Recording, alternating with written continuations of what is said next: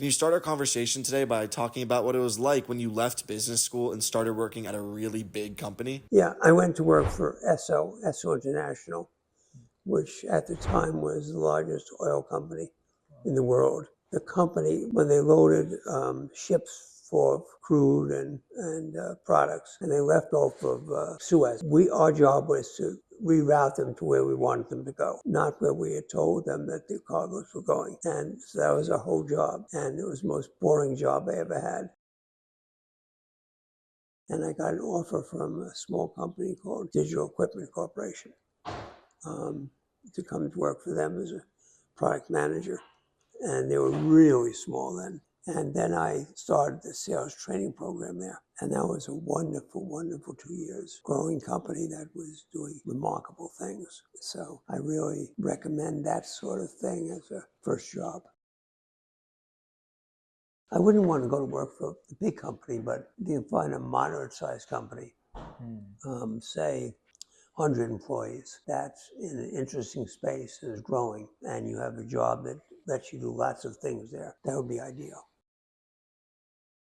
Well, I think from my point of view, starting a company having not worked in a company is very, very difficult, because working in a company, you learn what not to do, and you also learn how to set up an environment to let people achieve, as opposed to boxing them in.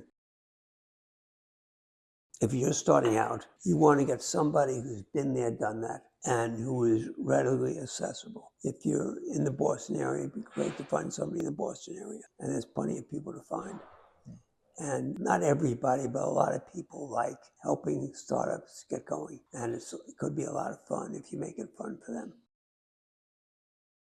I started the company with a man who I'm still in touch with, who was a mechanical electrical engineer from MIT. In fact, if you look at the keyboard on the unit, that was something we designed and invented, capacitive sensing keyboard. And it was a breakthrough, because at that time there were nothing like it, which was capacitive sensing, and would light up when you touched it and would activate the solenoids when you put the time card in. So it was really a breakthrough at the time.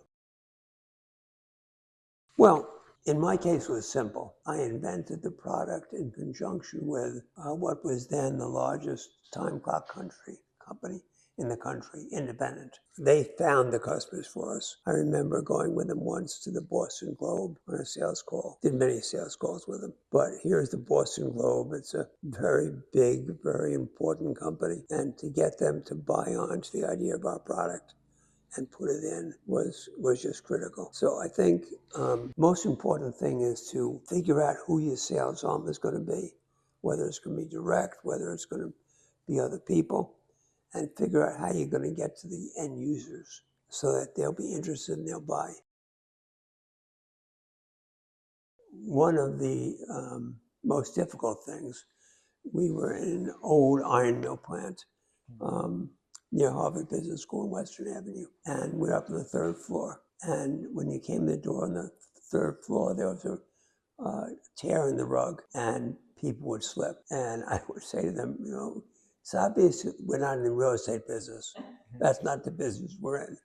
So, I mean, you have to make a joke about a lot of things. Yeah. So I think setting very short-term goals and reviewing them constantly is important. I mean, you can set up a long-term goal, but that's harder for people to work towards, where short-term goals are. Like, for example, at one point we were start shipping units, and someone put a time card in a customer in a corner fire. And so we had to figure out why it had caught on fire. Well, that was the goal of the engineering department that week. What happened? What made this? And it was a combination of software and hardware. And so when we made it a top priority, we figured out what it was and how to fix it.